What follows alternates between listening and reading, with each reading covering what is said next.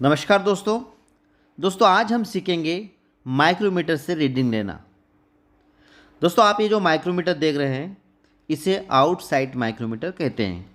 यह micrometer इनवर steel के बने हुए होते हैं। इस माइक्रोमीटर में 36% निकल होता है। चलिए देखते हैं इसके पार्ट्स के नाम। दोस्तों सबसे पहले राइट साइड से शुरू करते हैं। सबसे पहले आता है रेचर स्टॉप। नाप लेते समय एक समान प्रेशर के लिए इसका प्रयोग करते हैं। उसके बाद आता है थिम्बल। थिम्बल पर 50 बराबर भाग बने होते हैं। और उसके आगे आता है स्लीव। स्लीव पर 25 भाग होते हैं मेन स्केल के, और छोटे छोटे जो भाग होते हैं वो सब स्केल डिवीजन होते हैं। उसके बाद देखिए लॉक नट। तो दोस्तों लॉक नट तब यूज करते हैं जब कोई नाप लेने के बाद उसे स्पेंडल को लॉक करना होता है। माइक्रोमीटर नट और बोल्ट के सिद्धांत पर कार्य करती है, अर्थात इसके स्पेंडल और स्लीव दोनों के बीच में नट और बोल्ट की भांति कार्य करता है। स्पेंडल के सामने देखिए एनविल, जॉब को जब नापा जाता है तो वो पीछे से सहारा देने के लिए प्रयोग करते हैं। ठीक है दोस्तों, उसके पीछे एक स्क्रू दिया होता है, कभी कभी इसको एडजस्ट करना पड़ता है मेज़रमेंट के लिए। और नीचे देखिए फ्रेम है, ये ड्रॉप फोर्ज स्टील का बना हुआ फ्रेम होता है। तो दोस्तों इसके बारे में आपको पता होगा, इसलिए मैंने ज़्यादा डिटेल नहीं बताया। चलिए अब हम बात करते हैं कि इसके रीडिंग लेने के लिए क्या क्या आवश्यकता है। चलिए और इसको हम अच्छे से देखते हैं। देखिए स्लीव के ऊपर जो हॉरिजेंटल लाइन आप देख रहे हैं ना, इसे बोलते हैं डेटम लाइन। उसके ऊपर जो भाग बने हुए हैं 1 2 3 4 5 6 इस प्रकार से 25 लाइन होते हैं, उसको बोलते हैं मेन स्केल डिवीजन। और उसके नीचे जो लाइन आप देख रहे हैं उसको बोलते हैं सब स्केल डिवीजन। मतलब उसके 1 mm के बीच एक एक लाइन दिया हुआ है, इसका मान होता है 0.5 mm। तो ये स्लीव या बैरल पर 2 स्केल दिया हुआ है, मेन स्केल और सब स्केल। इसके अतिरिक्त जब आगे आप देख रहे हैं छोटे छोटे भाग में जो स्केल बना हुआ है उसको बोलते हैं थिम्बल डिवीज़न। थिम्बल डिवीज़न का एक भाग का मान होता है 0.01 mm। इन तीनों को जोड़ना होता है। क्या क्या जोड़ेंगे? पहले जोड़ेंगे मेन स्केल, फिर जोड़ेंगे सब स्केल या सब डिवीज़न और थिम्बल डिवीज़न। यहाँ पर यदि हम इसमें बात करें तो आपको यहाँ 5 के बाद एक मेन स्केल डिवीज़न खुला हुआ दिख रहा है।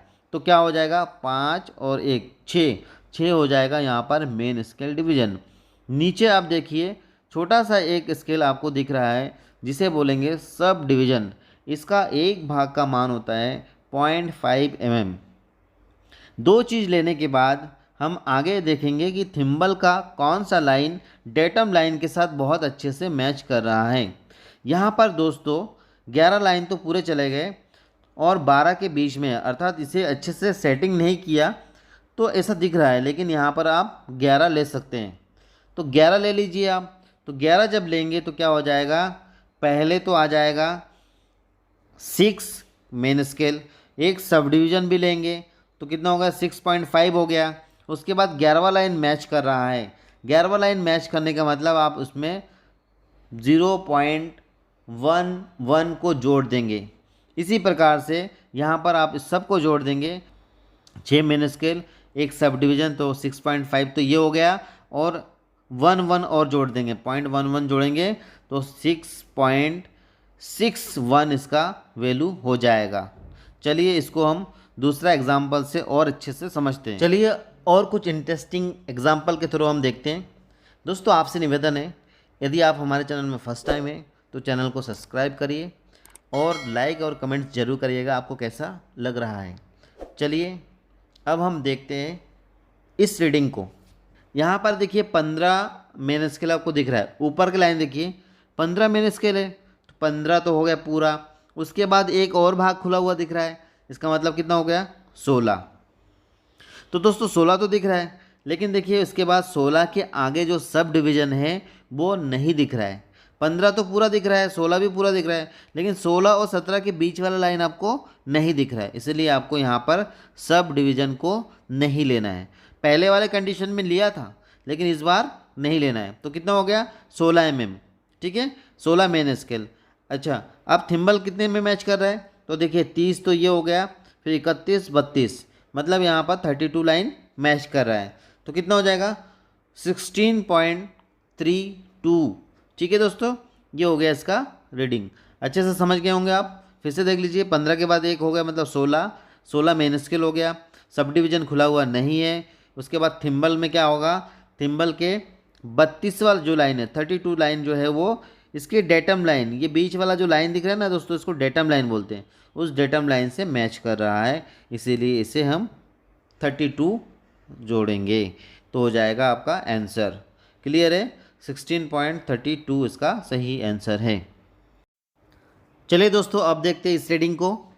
देखिए यहाँ पर आप देख पा रहे हैं मेन स्केल 5, फिर 10, फिर 15। तो दोस्तों यहाँ पर मेन स्केल डिवीज़न जो है वो हो गया आपका 15। उसके बाद आप एक सब डिवीज़न स्केल देख रहे हैं नीचे जो है, ये सब डिवीज़न स्केल क्या होता है दोस्तों पता है आपको? मतलब इसके थिम्बल को यदि एक चक्कर घुमाएंगे ना तो 0.5 mm आगे बढ़ती है, और यदि 2 चक्कर घुमाएंगे तो 1 mm तक पहुंच जाती है। तो एक चक्कर घुमाने से जितने आगे बढ़ती है उसको सब डिवीज़न बोलते हैं। तो ये हो गया आपका एक सब डिवीज़न आपको दिख रहा है। तो यहाँ पर आप देख रहे हैं 15 मेन स्केल डिवीज़न और एक सब स्केल डिवीज़न, मतलब हो गया 15 mm, तो ये हो गया, और एक सब डिवीज़न का मान हो गया 0.5 mm। और थिम्बल देखिए 0 से डेटम लाइन मैच है, इसका मतलब यहाँ पर थिम्बल का कोई रीडिंग आपको नहीं लेनी है। तो दोस्तों ये इसका मान हो गया 15.50। ठीक है दोस्तों, तो मैंने आपको ये 3 तरह का एग्जाम्पल दिया जो कि बिल्कुल यूनिक है, इसी प्रकार से रीडिंग होता है। तो दोस्तों आशा करता हूँ कि वीडियो देखकर आपको बहुत अच्छा लगा होगा। यदि वीडियो पसंद आए तो लाइक और कमेंट्स करिएगा, और यदि पसंद ना आए हो तो डिसलाइक और कमेंट्स करना, नेगेटिव कमेंट्स करना, और मुझे बताना कि इसलिए पसंद नहीं आया। थैंक यू दोस्तों, थैंक यू फॉर वाचिंग। आप देखते रहिए समृद्धि टेक्निकल।